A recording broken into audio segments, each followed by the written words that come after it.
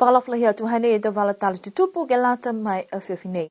Ne whakamatapatu ai e niwe e whanuanga ke whitung fuma waluaki he haonga pulotu he atu Pasifika Tonga.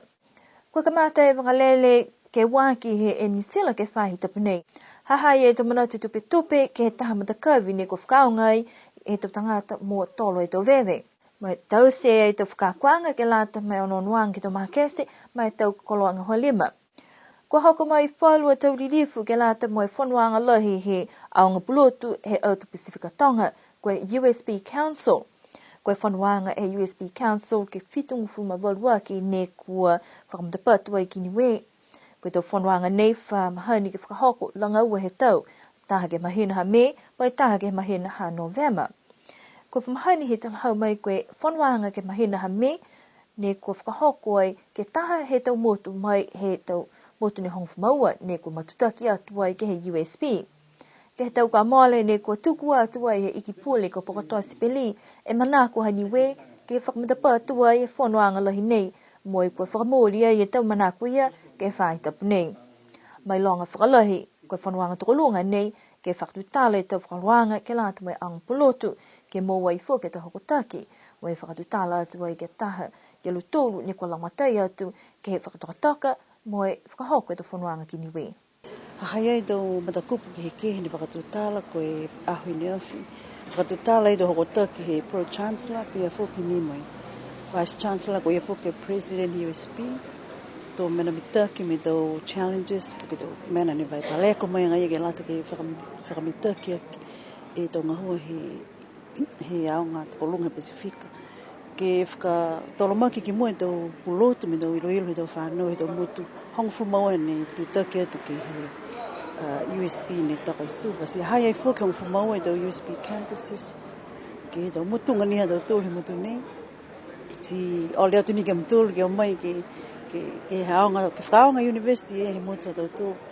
Ko e tau hokotaki e ni afi ko mawhala ko e aho ni hani whakatutala ke tau staffing matters. Tunga hako whihe professor ne whai ngahua ke he aonga pulotu, ko i ngoi tau mena kua latu ke ononu ki ai. Holo ma whala i tau whonoanga ma nei longa lo tūni. Umai whakapala i ke mutu nei, whai whuka lo tūni umai ki nei he whona council he tau awhi ua. Si lahi whiawhia lo tūni, kua manako ke o si li mai. Si manako lahi lo tūni hao nei ki o stua i e whono kai otu ke onono ke kisi e motu ha tau tūru. Koe tau uawhi mai ua ne whakamatapatu ai whoke ni we e whanuanga nei, mo koe liu tu ai whoke motu, ke whai mangaho tō liu hoku mai e whanuanga nei ke motu. Ko mai kei he whakahi whakako, mo e aonga pulotu he autu Pasifika Tonga, ke kau whakalataha ke whakatokatoka, mo e whakaholu ai e tau whikau. Tuku atu e huhu ke ia nei whoke koe uka poke muka whewhe ke whakamatapatu ai e tau whanuanga lalahi pehe nei. Mua muka kua lewa fuki e kamata mai e tau palana i he hoko mai tau kamole. Kai onono mahaki ai, kumina toko whihe ni e tangata si manako ke moe te tangata ke whakahoro. Si ai kumina whakahoro ni he hola, walu ki hola wha. Ko mai alo tū tangata whakahoro ke leveki tau tangata alo tū liwaki atu laka uisi tau functions tū nei o ke tini me te mga awhi. Si ola alo tū ke mamoa he tau matakawi hong fumaua he pō. Si koe walaia ne lahe ngā hua. Si kai tōta he whiawhia he makai alo tū pese ni e lole tau sino. Kaka malolo hai e mutakau. Mo e whahi ngā hua whakaako. Tau whai aonga ne o mai whuki langa matai. Mo lau tōru whuki ni ne ono mai nisi o mai ke ngā hua volunteer. Ke langa matai. Nā kai mai ke e whikau mahuinga ni ke tau si tangata tō taha. Koe tau whanuanga nei ke mai ke liu whakatutala ke whalua tau matanga hua. Ne kua talia au loa ki ai muitua ke he tau palana ngahua. Koe mga aho whuka nei ke tuku atu e tau hokotaki hangau ke tau whakaruanga hang pulotu mo e palana ki mua. Ne whakausia e whanuanga ke awhiawhi nei mo e amana ki ai ke tuk whenonga atu e turilifu ke he aho apungpungi. Koe aho ua he whahi tapu nei ne kamata e tau puhala wakalele he New Zealand ke hoko mai langa ua he whahi tapu ke he motu. Koe kautaha wakalele nei ne kua whakatumau ke hoko mai ai ke he motu tali mai he tau awhi lima ha koe tau maweheanga mo e whakatuwhono ni we. Ke tau ka mole ni ka mate wakalele ke uaki, mai holo mida ke tau puhala wakalele asikua liu whakatuitale whakatufono, mai kau taha wakalele nei ke whai whakatokaang fō, fōki ke lata mai tau nei. Koe taha mena ni kua whakaua i ke tau mga kua mole, ha kua nā kai longa lahi e tau whale tali whenonga, ke mai ke malikisi ha ke tu numela wakalele. Ko mai ke he tau ka mole ke kamata tālanga i whalu e tau whale fōki, ke no nofo i e tau tangata whenonga i vaiava, moi mo wai e maviheanga i whakatufono, mai kau taha wakalele, ke lalafi fōki taha wakalele ke hoku mai ke motu. Ne hoku mai ai toko tahe seau hong mahewe tangata ke awhi aho ua, mai toko limu fulumataha ni kua tuku whenonga.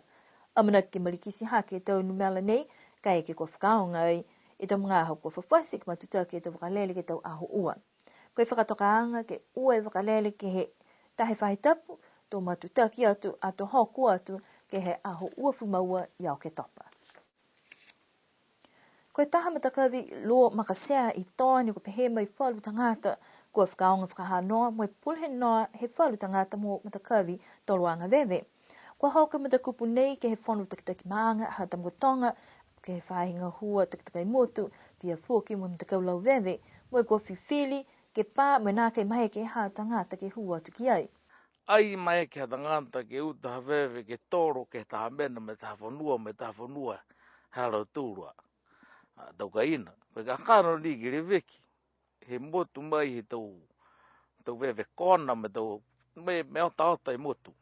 Ka koe mga hanei ua e matakawi ne kua dalia ke tausi he whakatawhon tōru. Taha i mdalau.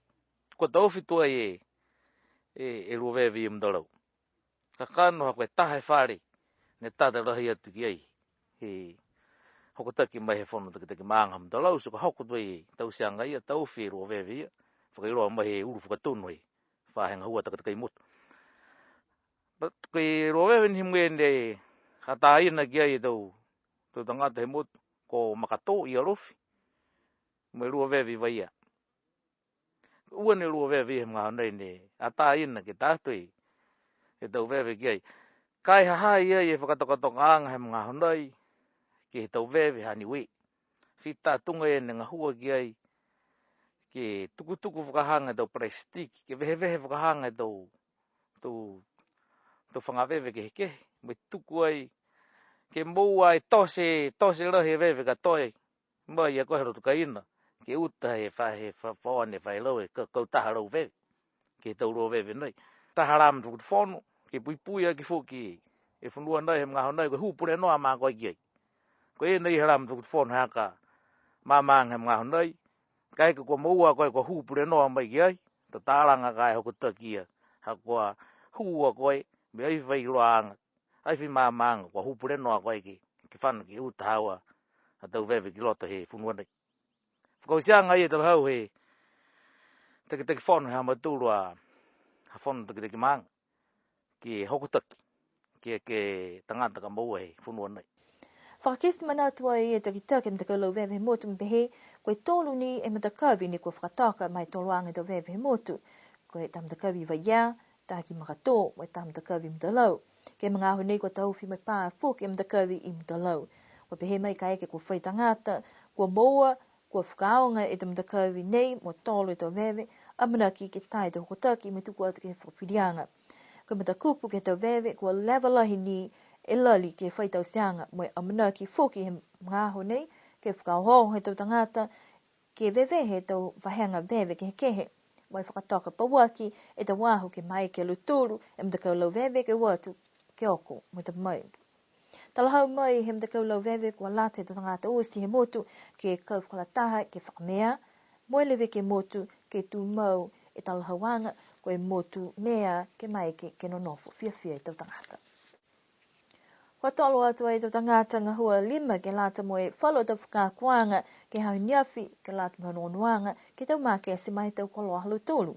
Ne kau whakalataha e New Age Chamber of Commerce me whai whenonga vaiva ke lata moe tau whakahoruanga nei ha koe tau laumatai ke ono whakapisnisi moe puhala maua tope kai pihia fuki ke tau manako he tau tangata e vaiva ke tau koloa whakamotu haniwe.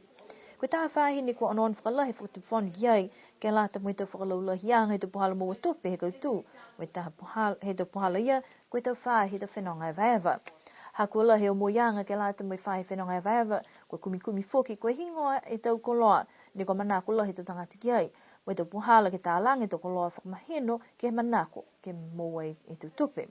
Ko tala hau e whahi taonga ni we, ko lahi e o moi halo tolu he tau whakahoroanga pehe nei, ha koe tahe tau anonuanga whakatawhono ke lata me kaina, toka koloa mahuinga, ke mai ke whakatupu, mai whakatumau te puhala mo watope, mai he tau koloa whakamotu.